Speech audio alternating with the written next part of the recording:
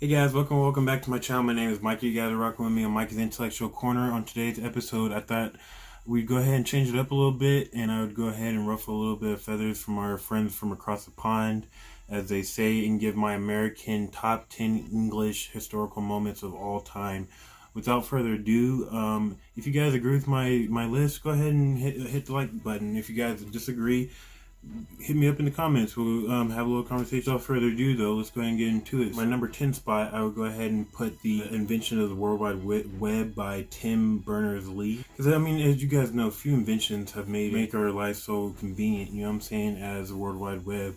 In the fact that, you know what I'm saying, we are able to exchange data, information, so much, so way more than we've ever been able to do. No invention ever has made our life so convenient, so brought the world so close, you know what I'm saying? So obviously, I'm in America. I'm sure a whole bunch of people from Britain or from England and all that, in Great Britain and all that stuff, are going to be able to see this. And that's all due to Tim Berners-Lee. So obviously, he would have to be the number 10 spot in my opinion. My number 9 spot would have to go to the VE Day of World War II ending, obviously, because no war has ever had an impact or been so devastating as World War II. If that war would have actually, of turned out the way that, it could have turned out with Hitler winning and all that stuff, who knows what the world would have been like, you know what I'm saying, today. Like, Europe would have been a horrible place to, you know what I'm saying? I wouldn't have. Obviously, nobody would ever want to go there. In my opinion, war with that type of, thing, even if World War II would have ended that way, another war to end that, in my opinion, would have just been, inevitable. And it would have just been another Cold War, but just this time, instead of capitalism and communism, it would have been fascism and capitalism, or whatever, you know what I'm saying. But hey, in any case, so Great Britain, out of everyone, was, the first one to not give up and say, you know what, no, we're not giving up, we're going to stay in this and see it to the end. And without further ado, you know what I'm saying, in 1945, we have VE Day. Germany gives up in World War II. Alright, so my number 8 spot would have to be Queen Victoria being crowned queen in 1837. Obviously, Queen Victoria is the only monarch, I think, period, who has their own, like, era named after them, you know what I'm saying? So how can that not be iconic and has to, how can that not be put into the conversation? A lot of people can almost argue that her and her family, mixing and stuff like that, putting her family genes out into all the royals, into the Europe, you know what I'm saying, to the German Empire, into the Russian Empire, all that stuff, kind of helped fuel the World War I and all that stuff, with all that going on. That and then the fact that, a whole bunch of stuff just happened under her reign, you know what I'm saying. Obviously, you had the Industrial Revolution, you had the Empire being able to stretch out and conquer even more territory, you had just a whole bunch of just, really important things that you just, can't go overlook. Obviously, as the mid to later 1800s in the UK and all that stuff was, getting really, starting to go and getting really important stuff, you know what I'm saying, all that stuff. So obviously, for me, I put the crowning of Queen Victoria as number 8. So now we have the number 7 spot. I put as the Battle of Waterloo in 1815. So I put this one, obviously, because this is the very last battle of the Napoleonic Wars, right before he gets exiled and all that stuff. Not to mention, it's also one of, obviously we had a few different battles and stuff like that where England came out on top, Napoleon's Grand Armée, but we also know that was kind of rare, you know what I'm saying, in the Napoleonic Wars. Obviously, Napoleon ruled land while Britain ruled the sea. But later on later on in the wars were where Napoleon's, his troops and stuff were starting to get, obviously less trained and less experienced and stuff like that. And he's having to, rely more on young conscripts and stuff like that, teenagers and stuff. We're starting to see more devastating battles turning out on the Britain side. And obviously we have the very last Battle of Waterloo, where, you know what I'm saying, that was led by, if I'm not mistaken, by the Duke of Ellington and stuff, who was very famous in what he did in the Peninsular War as well.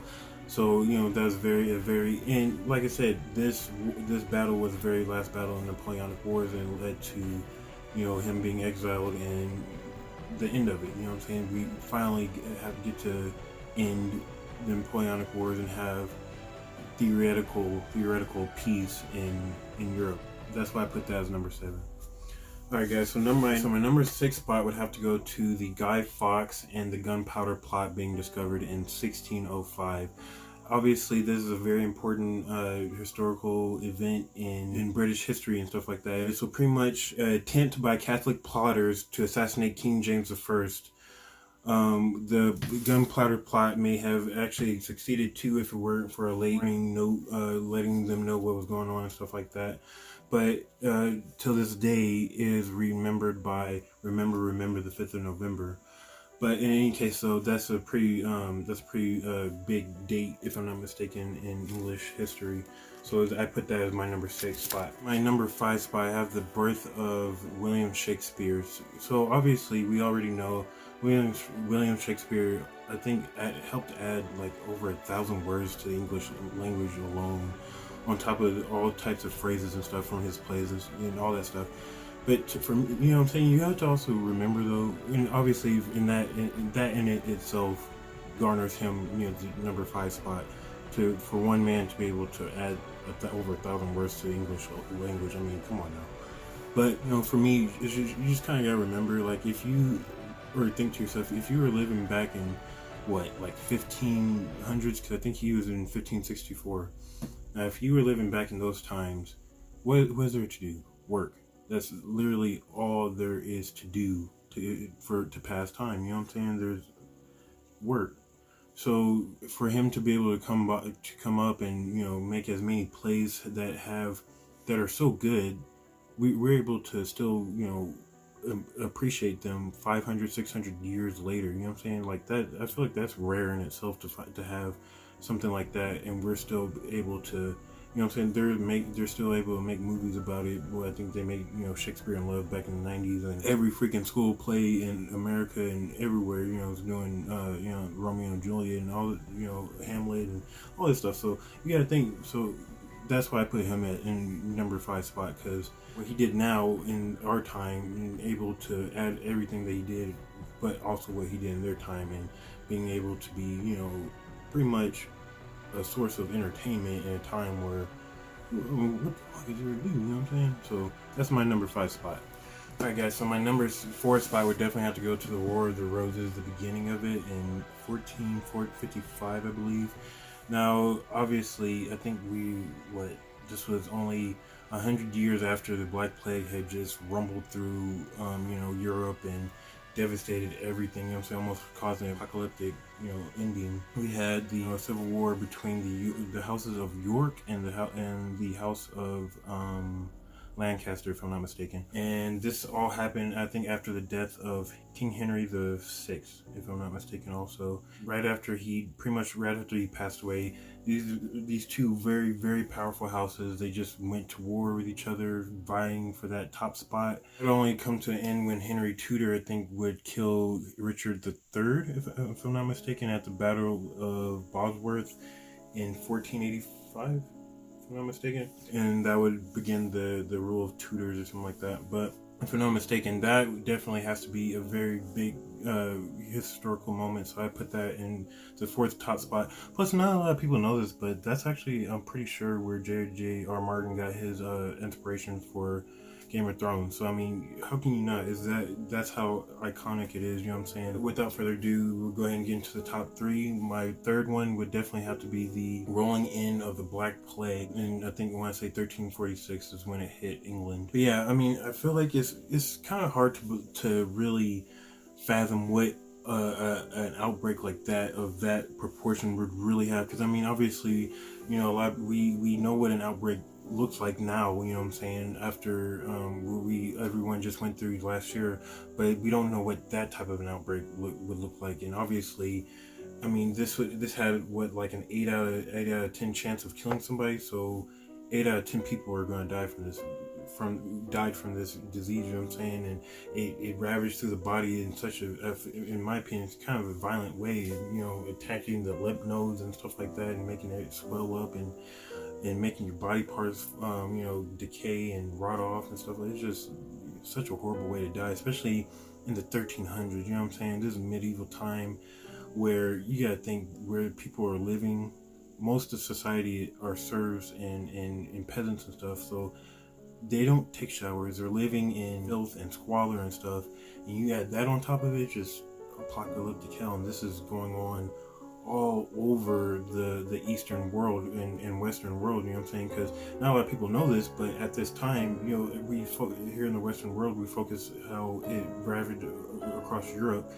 But in reality, at this time, it was ravaging across the entire essentially known world. It was at the same time it was ravaging in China, it was ravaging in, you know what I'm saying, in India, it was all over the place. It's just we focus on how it was in Europe because, you know, obviously we're a Europe-based society and stuff like that, and the fact that how it spread out too, because I think it was only it was conserved in England at first, but then Scottish troops, when, you know, were ready to, you know, obviously get some land, get some raids in. They didn't know what was going on down there.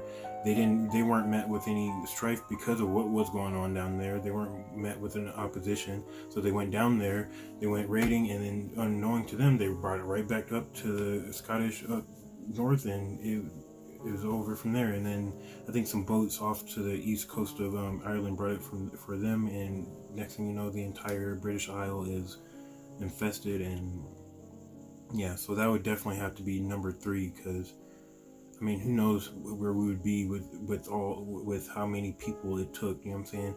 You always got to think of that, you know what I'm saying? I always do.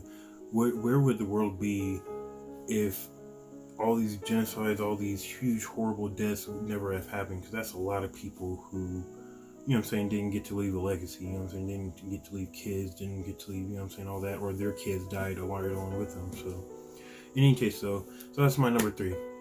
My number 2 spot would definitely have to be and go to the Industrial Revolution that took place, I want to say, between 1760 and 1840, I believe.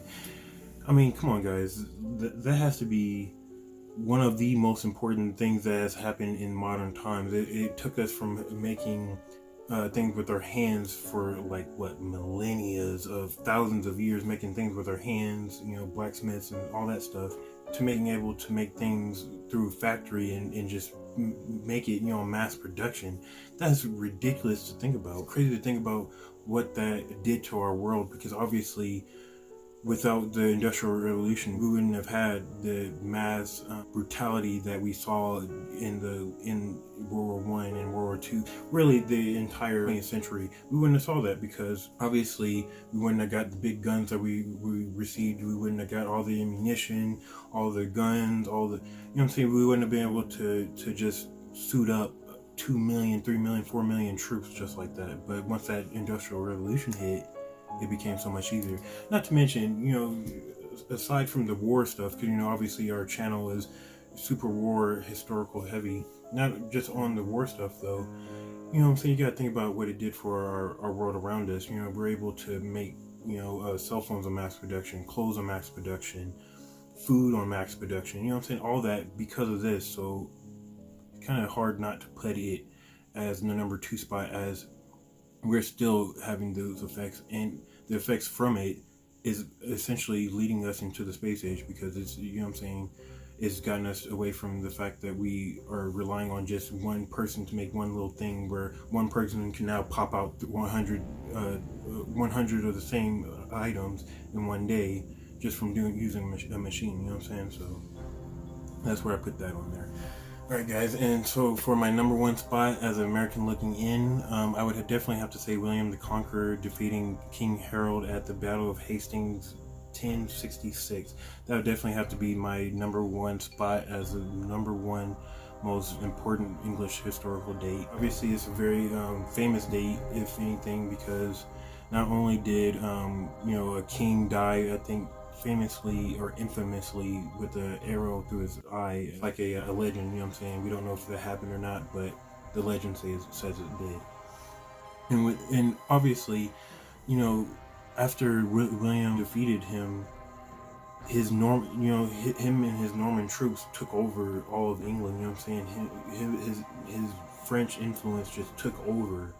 And that has to be, you know, it's literally a changing of the guard, you know, essentially. Like, we went from, it was mainly led by Anglo-Saxons and stuff like that before then, but then you went from that to essentially having this huge French influence and sphere and all that stuff. So obviously, in my opinion, that has to be a really huge, important and number one spot in English history. Without further ado though, guys, that was it. So if you guys like my choices, go ahead and let me know in the comments. If you guys disagreed with me, just let me know that too. Let me know in the comments. We'll have a conversation. Obviously nobody's gonna freaking be cussing nobody out. We're just having a nice grown-up intellectual conversation.